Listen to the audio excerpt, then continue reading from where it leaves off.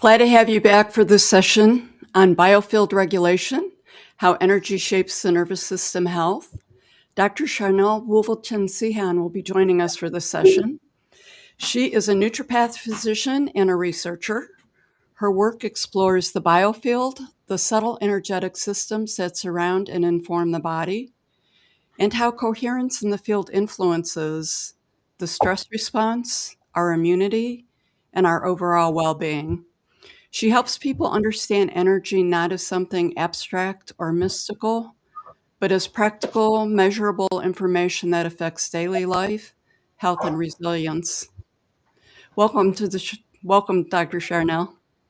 Hi, so thankful to be here and I appreciate your work. I mean, my goodness, this is such a big thing to put on. For those of you who are watching, I've never done this before. Just trust me, this takes a lot of working things out to make this happen. So kudos to you for all your hard work to bring this amazing information out to the world.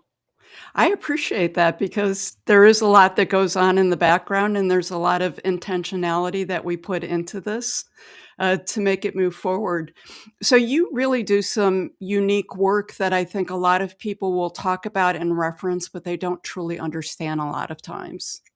So, for someone new to the term biofield, or maybe they heard the term, they're unclear about the meaning, can you just explain a little bit about it in practical terms and how it could be relevant to someone's life?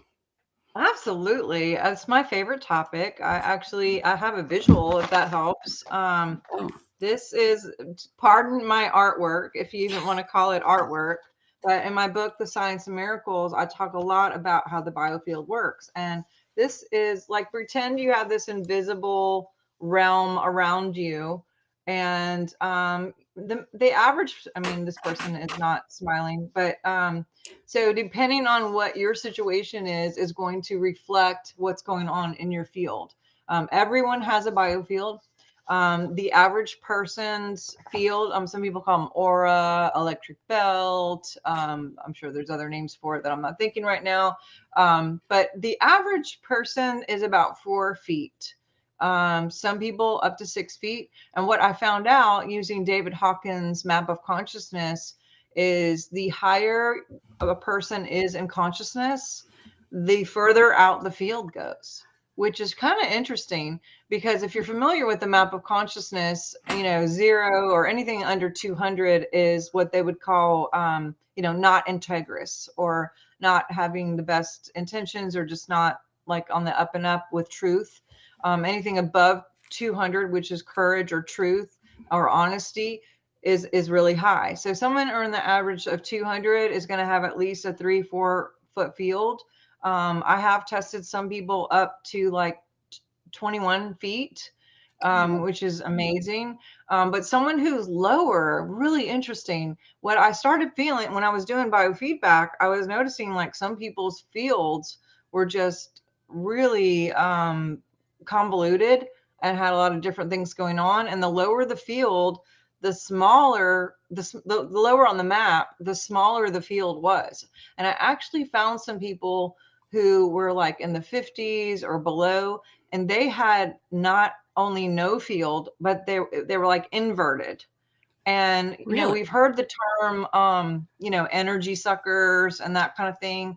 Anyone who's above 200 on the map of consciousness, they're generating their own truth, they're living their life, they're doing their thing. But someone who is lower than 200 literally has to feed off of someone else's field to feel alive, to get any kind of like thought process or life in general, of just to remain in place. And so your field actually is made up of a lot of different things. It's made up of what we're thinking about, what we're talking about, especially what we're feeling. That's a biggie. But then there's also some extra things, like every single cell in our body has a code. Our organs have different codes. So there you can have ancestral codes that are coming out in the DNA. Everything is tracked and monitored, and we all have this, realm. And like I said, some people, and I know you probably know what I'm talking about. Sometimes you could just like see someone on your cell phone calling and you're like, oh no, I'm not picking that up, because you can almost feel the pull, from the phone, and you're like, no, the Debbie Downers of the world or whatever, or the Karens, they're calling it now, or something, Yeah. but then you have the opposite, right? Someone like yourself would be really high, and being around someone like you would just like, you would feel happy and at ease, like it's tangible. Those fields are very transferable, they're very tangible. And that's why we should be very aware about what we're thinking, what we're talking about, and especially what we're feeling, because that will transmit out to the world. And then the actual world has its own field. It's called the Schumann resonance. It's at Yeah. 7.83. And as we shift as a consciousness, it actually changes the earth. And so there's a collective field, and then there's our field, our personal field. And it's both electronic and it's magnetic, which is why they call it bio. Bio means two. Electric, one. Magnetic, two. And the biggest part of the electric part is the heart, what we're feeling. And I wrote this book because I was working with a lot of patients who were really wanting to get to the next level, whether it was physical health, mental health, or just like miracles, finances, partnership, finding the love of their life. And they'd be like, I feel like, I have this like one step forward, two step back kind of deal, cancel, clear. Or like you're just on the brink, but then it just doesn't happen kind of deal. And I was like, well, what is that? And you can have like a mismatch. You could be like thinking in your heart, you really, really long for, love, and you want someone. But if your mind is like, yeah, but remember that last guy, he was da da da da da. And remember mom with all the trouble with the different guys, so that code can go out, and so you'll have positives and negatives, and they kind of cancel each other out. And you end up in this kind of, I call it energetic purgatory. So you're just sitting there and you're like, you're not getting really any traction, because you're putting out that you don't want to deal with it, but you're feeling that you do. So you're pulling it in and putting it out. And then if you talk about it with your friends and you're like, hey, remember that guy, blah, blah, blah. And the more you talk about it, that goes into the field, and we can only get what we are. And so that's why social media is a big deal too, because they are weaponizing, screens and social media and TV to get us focused on the next protest or the next whatever, to stay in that fear, to stay in that confusion, to stay in anger, whatever the situation is, to manipulate us to putting it out into the field. And then we keep getting more garbage, because again, whatever a man thinks in his heart, so is he. Even if it's like television or movies or music or video games, your limbic, this is your frontal lobe, and behind that is your limbic system. Your limbic system cannot tell the difference between imagination, fake, or real. It can't tell the difference between me or you. It can't tell the difference between me giving to you or receiving to you. There's no time involved. So if I give something to you, my body registers that as I'm receiving that. And so that's why it feels good to give, right? But in the same token, if you're thinking negative about someone, or judging someone, or speaking badly about someone, guess what? Your brain registers that as someone's talking about you, or you're talking about yourself in a bad way. And that's not even counting your own negative thoughts about yourself, right? So we have our own things, but then we could be having like word curses and things like that, which, I kind of follow the Bible on a quantum physics level. But it says, whatever you give ear to will be given unto you. Judge, and you will be judged. I mean, this is all quantum physics. This isn't like just scripture or some woo-woo Bible thing. This is actually what happens in the field, because we can't get anything more than what we already are. And the more we work on us, the more it adds to the collective. The best thing to do is not try to make other people think this way or do this thing, or, can't you just be like us? Can't you just, whatever? It's like, no, that is a reflection of you. We need to work back on us. And the more we work on us, you will see the changes in other people. So that's kind of in a nutshell what a biofield. I don't know if I really answered it. Probably answered too much, but No, that was a lot, and honestly, that was super informative. I have to tell you, I related to all of it, and there was it was logical. Um, so I appreciate it, and a lot of what you just talked about, I think, is something that we're hearing a lot about now is the mirroring. People are mirrors, situations are mirrors, that they're all mirrors coming back to us. So it's just being spoken or packaged in a different way than maybe it has been historically, or the way that you've just described it. So that was perfect. So just to slow it down a little bit, some people, they see regulation, they think that it starts in the body all the time, while other people, they notice the changes happening early. In your experience, have you what have you seen that suggests an imbalance that can happen before the physical symptom appears? What's going on before that physical symptom shows up? so I mean, disease or dis-ease starts in the heart and then the mind. And it's like, again, what you're feeling, what you're thinking about. Um, we spend a lot of time and energy, literally, focusing on things that we can't control, things that will never even happen anyway. I have been like the queen overthinker of like the ABCD things of events that could be possibilities that could happen, and the plan for each one, in case those things happened. Mm-hmm. And I don't know if you've ever heard of Neville Goddard, but he talks about out picturing other people. And there's another book, Psycho-Cybernetics. I think that's how you say it. But and he just says, shut down all the fake imaginations, because we will create our worst case scenario. And yes, things do store in the body, especially if we don't flush them out and clear them. Because again, you may have a trauma, and these traumas, the way that, I don't know what that's doing, but I'm sorry.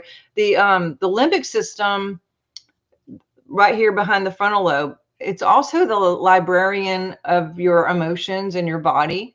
And so if you have a trauma or something that happens, the limbic system will defrag a lot of information between like 3 a.m. and 5 a.m.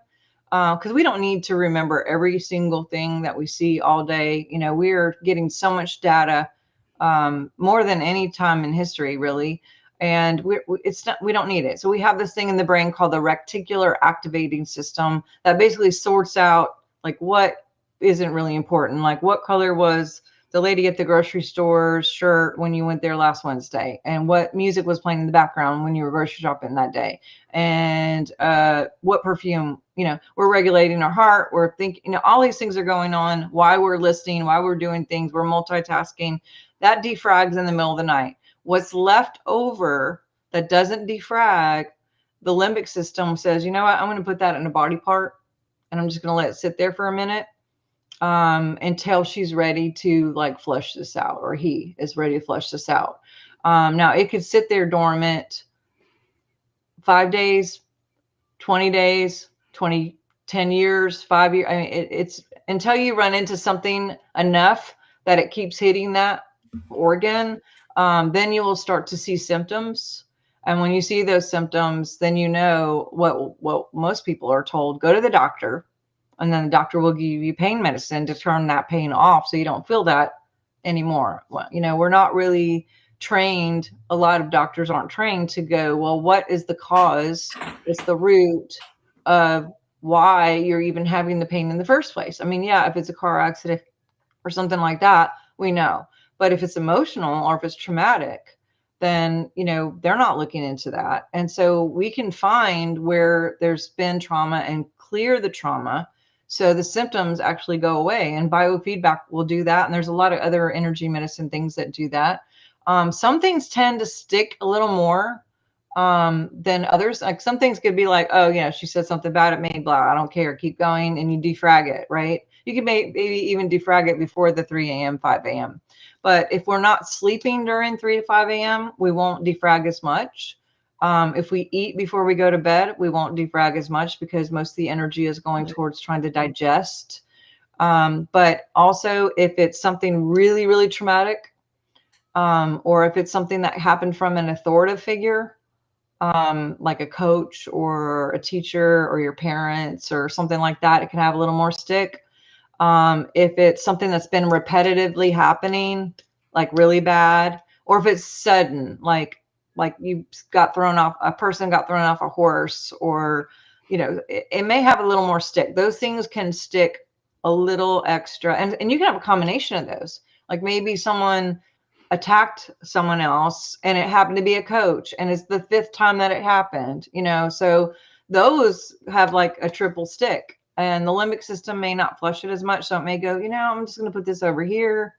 But yeah, the problem is most of the doctors are just going to give you opiates, or not you, a person, opiates or some other thing, and just send you home and go, yeah, just take this and you'll be better. And they don't do x-rays. They don't, it's like, or they charge you all of that and insurance, and you still go home knowing I don't have a clue what's going on, and they're not fixing it. They're just putting a Band-Aid on it. Like if you take your car to go get your oil changed, if they looked at the light and they were like, yeah, let's just unplug the light and make that noise go away and get on the road and you're fine. You're fine. No, that's not how it works. The body blows up, and so does the car. So getting to the root issues is major. Okay, so I love this because this is just a flow from our first two sessions. Like you can't make Oh, this up, that this is linking up. And the same thing happened yesterday with different topics. So I love it. So right now we know anxiety is a big issue, and it's just getting more and more and more out there. And I'm reading more research on how uh, they're linking the immune system and the things that affect the immune system to your more bigger traditional issues that we see in medicine with different cancers. So we'll say it's getting more press. I don't think that it's new research, it's getting more press. So from your perspective, is there a way to start to develop an awareness when you start feeling energetically off before you get to that point of anxiety or burnout or immune issues? yeah, I think that awareness, like you said, is key. And to be fair, I don't think the average Joe takes enough time just to be for a minute. We're so bombarded again with scrolling and technology. I mean, there's screens in every room and, in your pocket, and notifications and emails, and so many different ways people can get to us, that I don't always, if I didn't personally schedule time to be off and literally have something on my phone that says like 10 o'clock to 8 in the morning, I can't even use my phone. It blocks it. I do my different practices in the morning just to be quiet and get quiet. I do stuff at night to get, to listen in and tune in. But the average American is working 2 to 3 jobs at a time with kids, and just trying to survive most of the time right now. And so, like, to get a moment, I mean, isn't always easy, I think it's important to make sure that self-care is really here, because healthcare isn't really healthcare.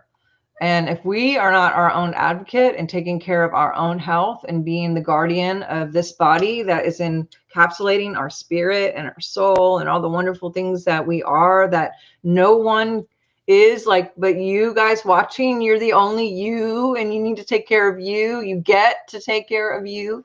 When we take care of ourselves and take that ownership, and, doctor actually just means teacher.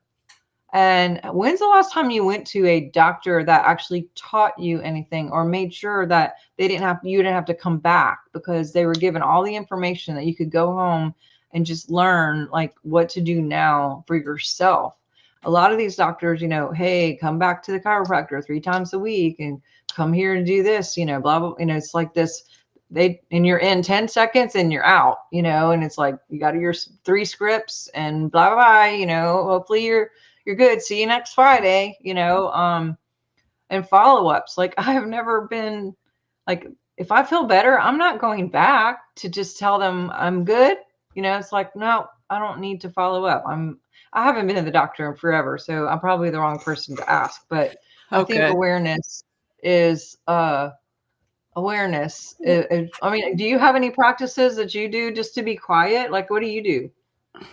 Oh, I literally moved to the middle of nowhere on this farm surrounded on three sides by federal forests.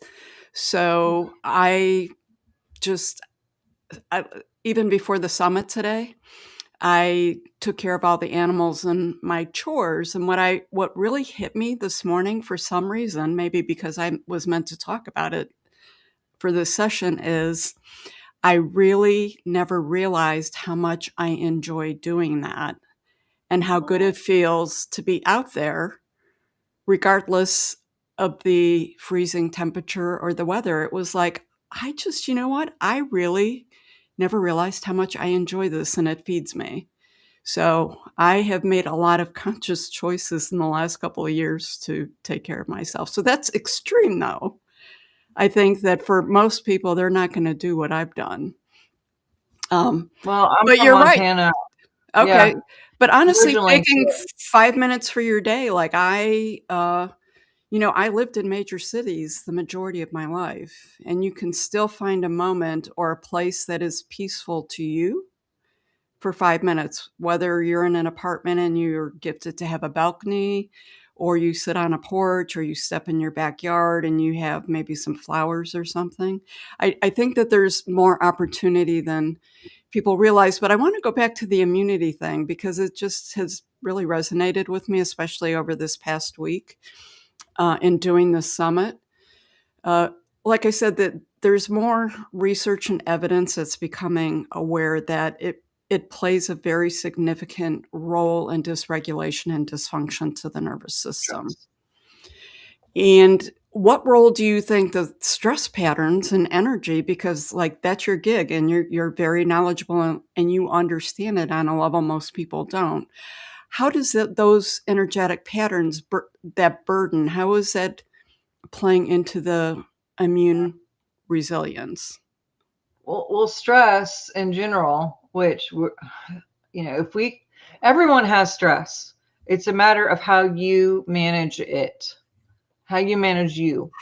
Because I talk to patients all day long and they could tell me, I mean, it's a counseling session, it ends up being like, they could tell me all their things. And guess what? I could come back and we could play tit for tat and I got just as much going on, and that's not a brag. I'm just saying life is life. And it's how we manage what we're facing, and not just having this, oh my God, everything is just a thing, and then talking about it and then just making it bigger and just marinating in all of that. Because what happens is cortisol levels will be affected, your adrenals will be affected, and this does change the field.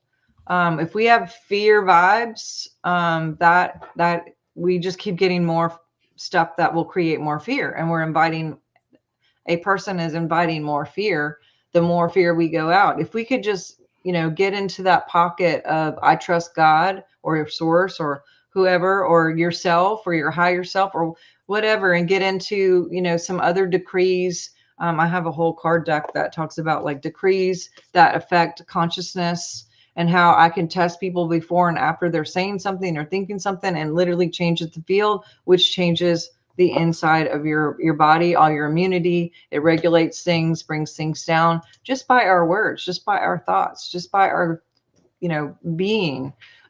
So it affects the gut. It lowers the frequency of the field, and other things lower frequency too, like drinking, chemicals, any kind of recreational drugs. All of those will bring frequency down, which a lot of times people who are in stress are participating in all those things because they don't want to feel. And I know judgment. I mean, believe me. But that also brings down the numbers of the field, and it's like a key to your field. Literally, it's a like you've unlocked your field to invite more entities in, to bring more chaos and more situations to that person. So as much as we can regulate stress, whether you need to get out in nature, there's so much code, and just walking in the forest or being by the beach, or it can literally just cleanse your field. Taking a shower or a bath, magnesium or something like that will clear the field. Put on some meditation music, or read a good book, or laughter, like watch a funny movie that isn't stressing you out. Just laughing can change and regulate your adrenals, your cortisol levels, like, which changes your field. It's just get out of your head. That's a big thing. And whatever we're thinking does change and regulate the stress. And the stress is what changes all the hormones. And we have all these hormones, and there's disruptors, including thoughts, that disrupt the hormones and dysregulate the hormones, which changes everything. And so you can look under live blood and just talk to blood, or talk to yourself, and I could test and put it in our live blood and the person looks good. And then they could talk negative about themselves, put live blood under it, and it looks bad, like just by them thinking about it. So that's interesting. That sort of matches up with Veda Austin's work that she does with the water, Yeah. and talking to Yeah. the I've water had and her the on the different show patterns. several times. Oh, have Yeah. you? Oh man, I'd love to Yeah. have her on the happy hour. We'll have to talk about that off camera at some point.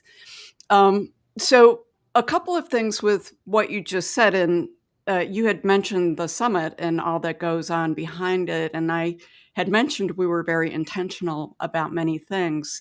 So one of the things that we were super intentional about is the very last session is humor is medicine. And it's very powerful because it ties everything up in that more positive, the importance of laughter kind of way. So I love that you literally just said that.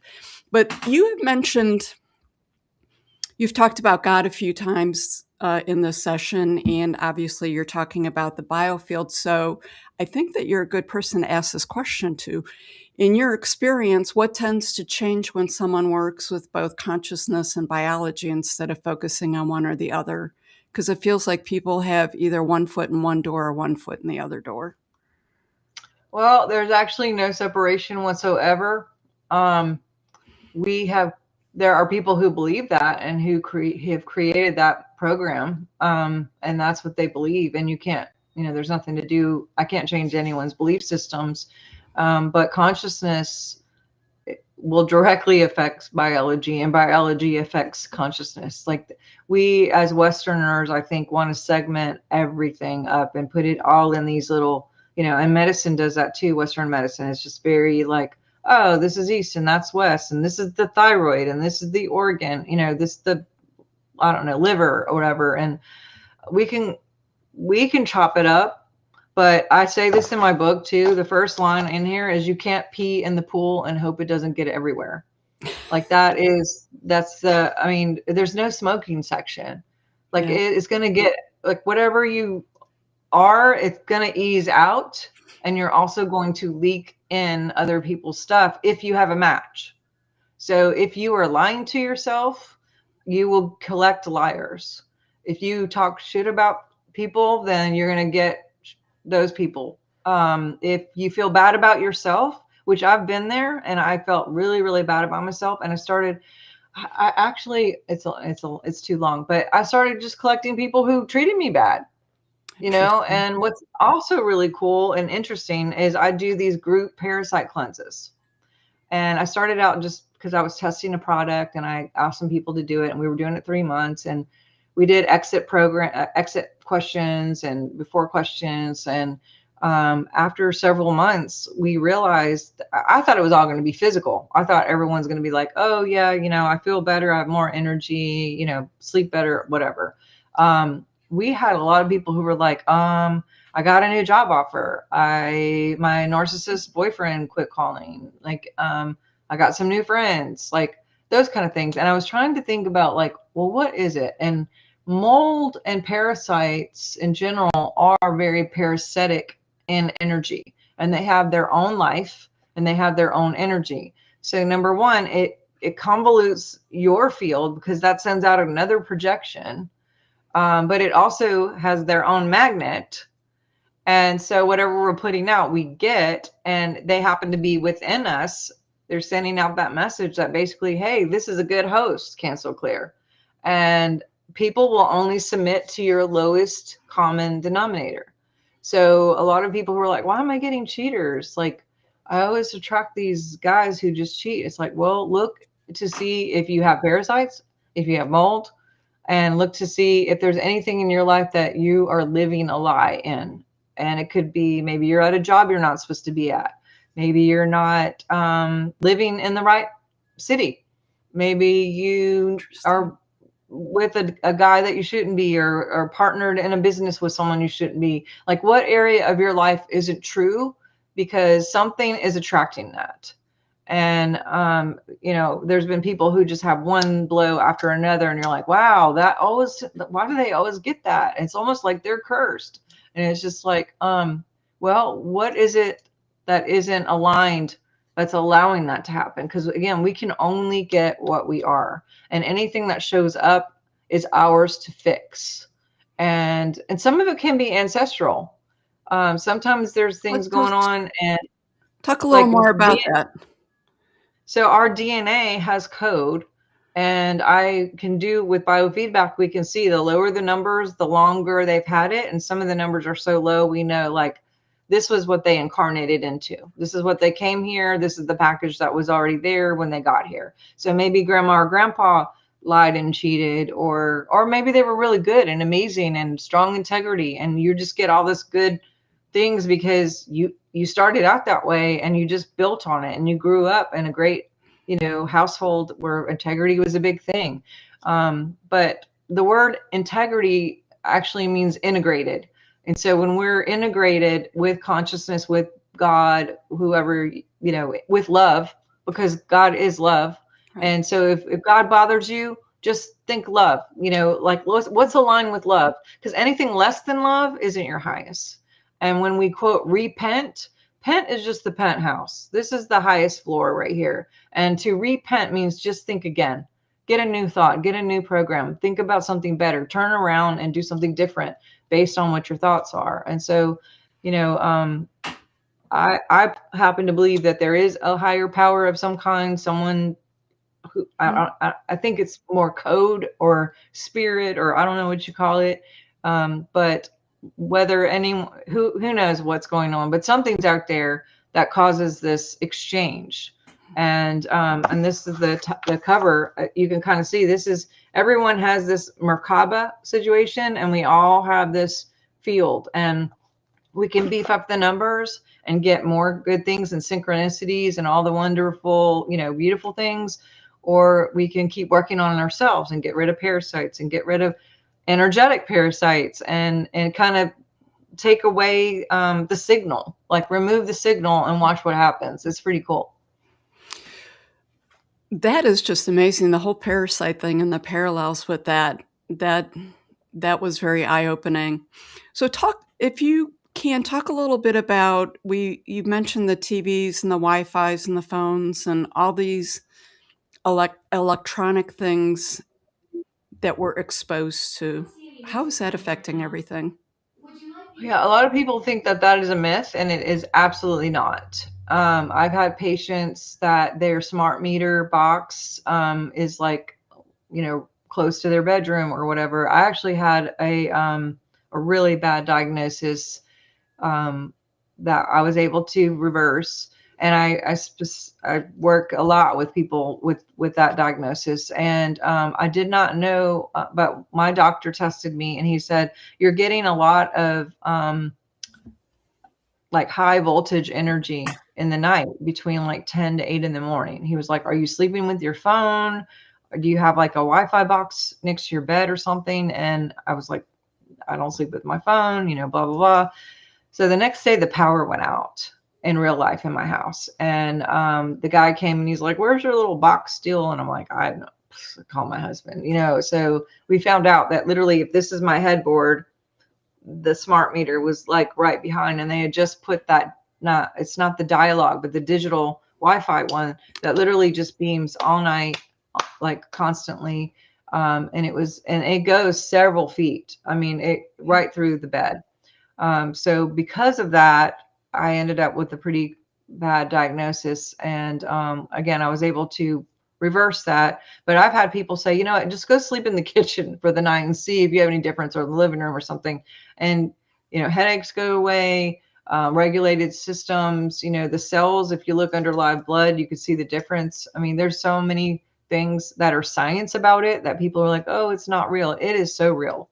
And if you go to my website, drsharnael.com, I actually have some really good plugins that cover up to 2,000 square feet. I keep a thing on my cell phone, any major, like my Wi-Fi box and that kind of thing. And I have one of those testers. What do you call the?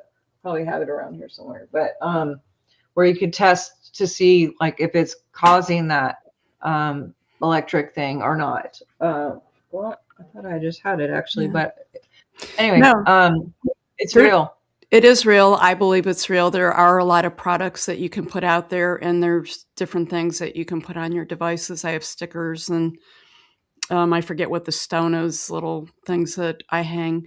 But because just as you said, you can be intentional about not having a TV in the bedroom, sleeping with your phone, maybe out in the main area, the door closed and stuff, but there's still things seeping in that we're unaware of. So it's hard to believe that we have just a few minutes left of this conversation. Obviously, we could probably talk for hours on it. But before we end, can you just touch, you've mentioned it throughout the conversation, a little bit on your bioscans and how you use them? Yeah, sure. And thank you for having me again. I appreciate that. So with biofeedback, I can do that remote. So if anyone is feeling kind of out of sorts, whether it's mental or like spiritual or physical, or maybe like things just keep happening bad around you and you're just like, why does this keep happening? We do basically get some information from you. We pick up diagnostics. You can get, there's about 25, 30 reports depending on what's going on. But we do look at if EMFs are bothering you, like the pollution of the electronics. We look at your hormones. We look at your brain and your sleep patterns. We look at chiropractic. We look at vitamins. We look at major stressors. We look at emotional trauma, if there's anything stuck there. We look at psychic attack, or if there's cords that need to be cut. Gosh, what do we? There's so many reports. But we can see if there's Lyme or parasites or fungus or mold. And then what do you do with that information? Yeah, and we can even look at digestive system, which can affect, depression and immunity issues and that kind of stuff. But once we get the diagnostics, the software will create frequencies to send back to you to already like get you in a better spot. Most people need about 3 scans to really do, depending on what the situation is. One scan does a lot, but multiple, we'll just get one every 2 weeks to piggyback on the last one. So we can kind of pick up where we left off, and we just get new reports to see like, okay, this has been crossed off. We don't need that anymore. We can work on this now. And I do a consultation, the first one too, just because if there's anything from a naturopathic point of view that I can look at and say, you know what, you need a vitamin D. If you take a vitamin D, the energies can work on the things that we can't work on, or maybe you need to go to bed early, or, I don't know, get grounded, say a quick prayer. There's things that I will point out that can take some of the work from the frequencies off the little things and work more on the bigger things. But it's really quick and easy. But I've worked with people in Australia and England and all over. And there you Sharnael, go. thank you for helping us bridge science, energy, lived experience in such a clear, practical way. And you literally did do all of that. Like the information you gave in such a short period of time is amazing. Your insights offer people a new lens for understanding stress, regulation, and resilience. I appreciate your depth and clarity that you brought today. And to learn more about Dr. Sharnael and her work, you can go to Dr. Sharnael, SHARNAEL.com. Thanks a lot.